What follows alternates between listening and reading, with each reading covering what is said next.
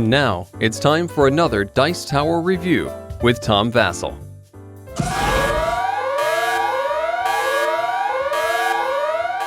Hey folks, this is Tom Vasel, and today we're taking a spoiler-filled view look at Exit the Game, the Pharaoh's Tomb. And this is kind of a rambling blog of me talking about this. Obviously, spoilers. This was the hardest of the games, of the Exit the Games, I believe, but I found it to be pretty rewarding. I like the whole Egyptian theme. I like the hieroglyphics here, although because the hieroglyphics are all in one color, we found that we had to take a very careful look at this sometimes when finding the solutions on here. So let's take a look at the different puzzles that were here.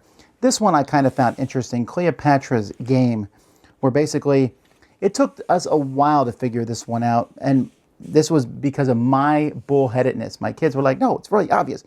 You only see the last three slabs. Read this back, switch them around. And I was like, oh, I'm not sure that's exactly what it means. It says she reads from bottom to top.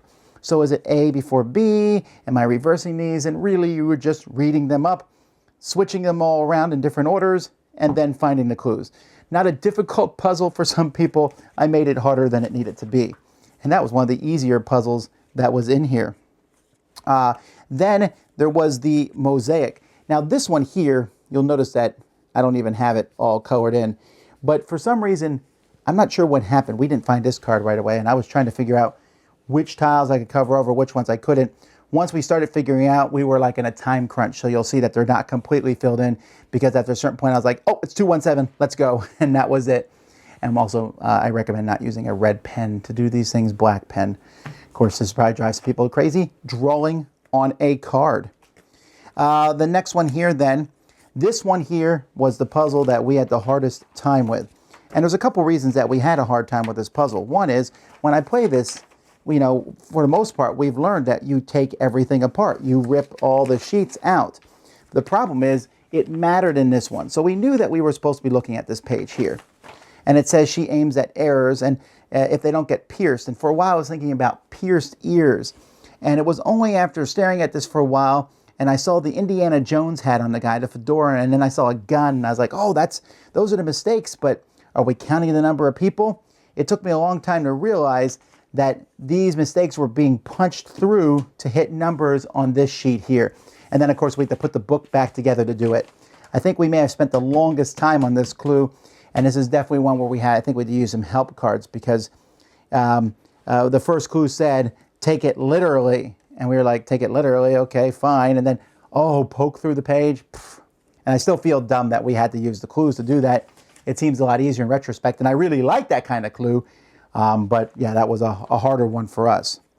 This one was a lot easier. When he plays, he sees every other line.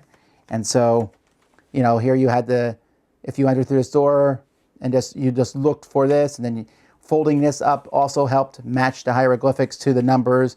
That was an easy thing to do. So this was an easy clue solution. Then we had all the different rooms. By the way, I liked finding the different rooms in here. And sometimes we had a puzzle solved, but we didn't actually have the room for it yet. That happened a few times. But this one here, this particular puzzle really slowed us down, because we were counting the number of these objects that were in the rooms, and we went through it several times to make sure we had the right number of things. It seems pretty simple in retrospect, but we found this one a little more difficult just because we weren't sure that we were counting everything that was there. But once we got it, we were fine. There's a counting, well, never mind, I'm not trying to spoil all of them. This one here is essentially a game that's on the internet where you connect different things.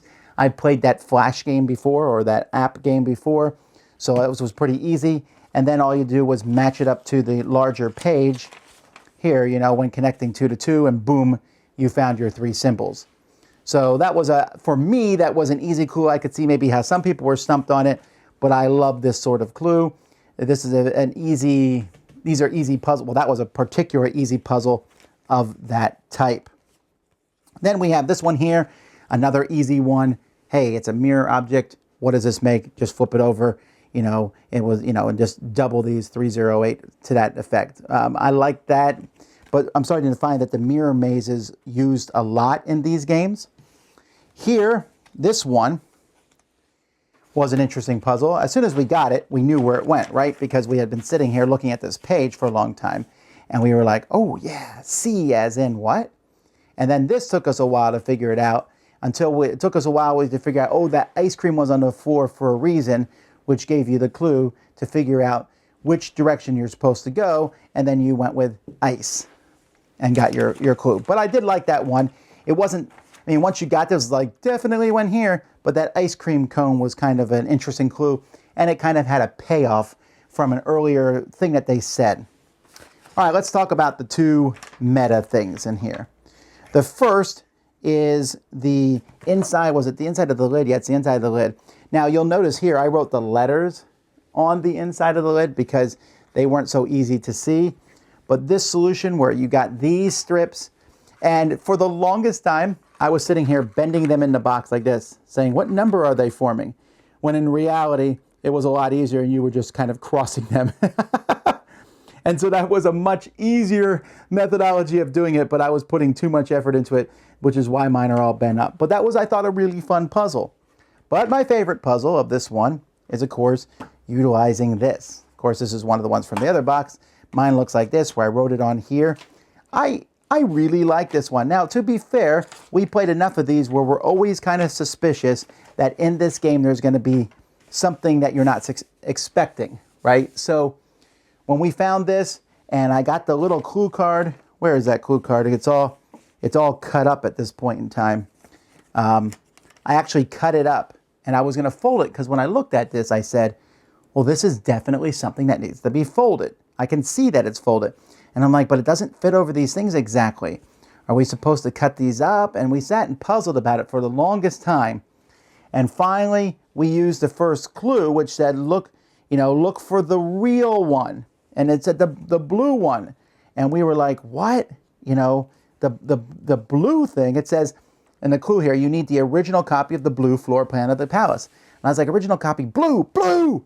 And I was like, yes, this is exactly that.